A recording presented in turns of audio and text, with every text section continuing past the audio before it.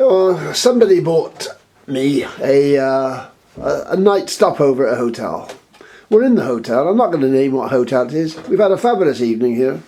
It's been nice. It's a double room. You look at it and you say, well, it's superficially, it's very adequate. It's a small room. But when you look at these things, when we arrived in the room, it was very, very cold in here. That window up there was, if you could see that window, was wide open. Now that window is quite high, and it was wide open, and to open it you had to climb up here. There's a little ledge down here. We had to climb up, lean out and open the window. Not at all satisfactory. And it reminded me of so many homes which are designed where you have to climb over the worktop in the kitchen, for example. Andium homes are notorious. They design these kitchens and they put a worktop in front. And obviously what you need in those sort of instances is either electrically operated windows or remotely manually operated windows. Because you can't open the lower windows, you can only open the top vents. And of course, especially in a hotel room, I suspect, because we're speaking to another guest, that they had the same thing. When they entered their room, it was freezing cold. So they had to put the heating on. And that's the next thing I'm going to look at. But it's the same in a home. People tend not to open their windows in a home because it makes it cold, but also there's the problem of ventilation, condensation, all those problems. And in kitchens, notoriously, the cooking stuff is remote from the window. So the fan vent for the extract is remote from the window. So the fan is extracting the stuff from the cooking smells, but it's not getting the water vapour from the kitchen and so on. So that's the thing. So in this little hotel room, they've got this rather overlarge, presumably it's an air conditioning system, but it's got a heating unit. So that was turned off when we came in. So we had to try and work out how to do it. So I will stop there. This is the heating control. Now I don't know, I suppose it's some sort of computerized control. Anyway, rather ingeniously, it comes mysteriously if you know where it is. You pull it out to read it, to see what you have to do. But of course the instructions are over here, so you can't bring that over here. You see there's this big gap, so you can't read the instructions and operate the heat control. Having fathomed out eventually, if you do, what it is, of course you have to be able to read this notice. That's if you can't read this notice, if your English isn't 100%. You have this control thing. If you turn it on, you get it to manage to make it work.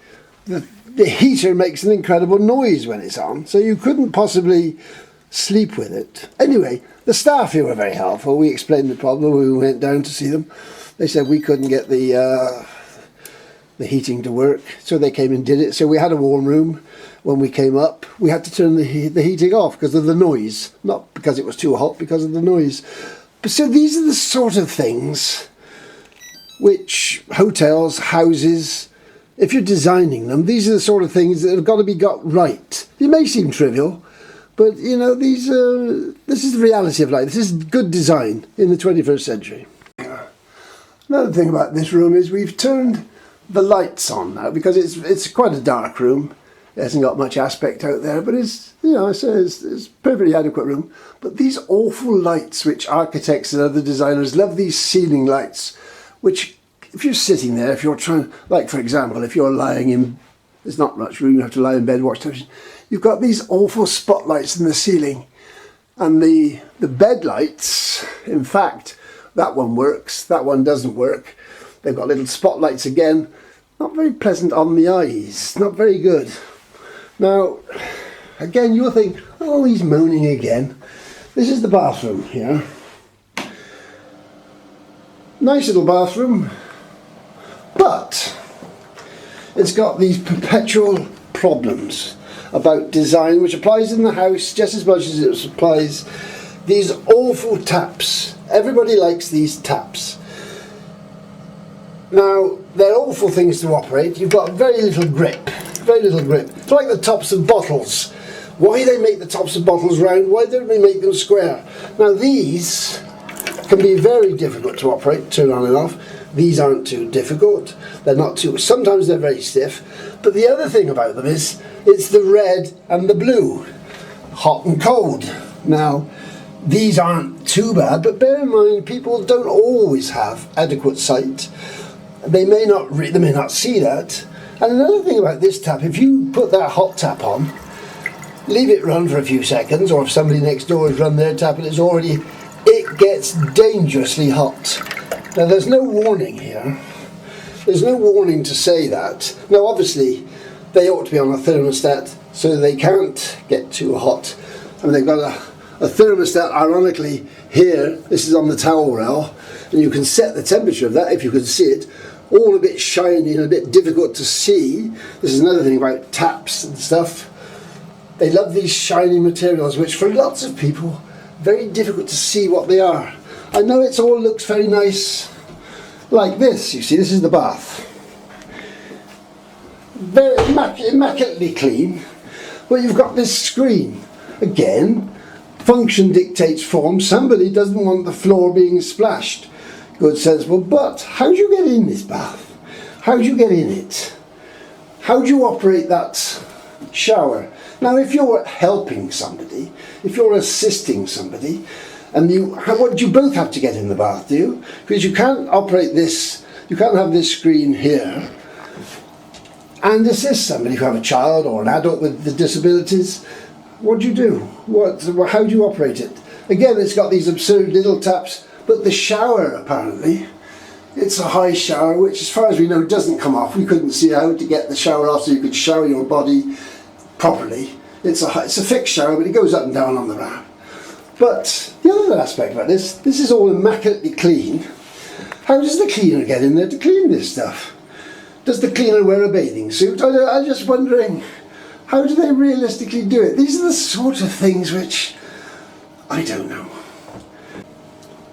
Now, a similar thing to the taps. I know chrome, these shiny surfaces look nice, but these are the flush switches. Now you've got a one there which is sensible, you've got a one for a small flush and a big flush, depends. But they're quite hard to push. I mean, first of all, you have to find them. You have to have the sight to find them. If you're in a home, of course, you still get to know where they are.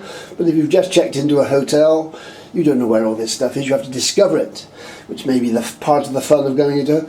Very hard to push. Very hard to push. For people with arthritis, lots of people with arthritis, that's part of the problem with taps.